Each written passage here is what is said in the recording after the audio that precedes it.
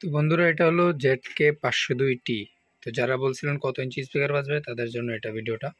এখানে আমি 8 ইঞ্চি JBL দিছি, 18 ভোল্ট ইউজ করছি। এখানে 24 ভোল্ট ইউজ করলে আরও ভালো ভালো একটি রেজাল্ট পাওয়া যাবে।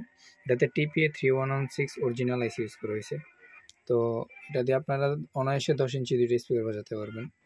তো আমি এখানে 8 ইঞ্চি JBL দুটো ইউজ করছি। তো 8 ইঞ্চি পুরো কাঁপাই দিতেছে। তো চলুন দেখি কেমন হয়।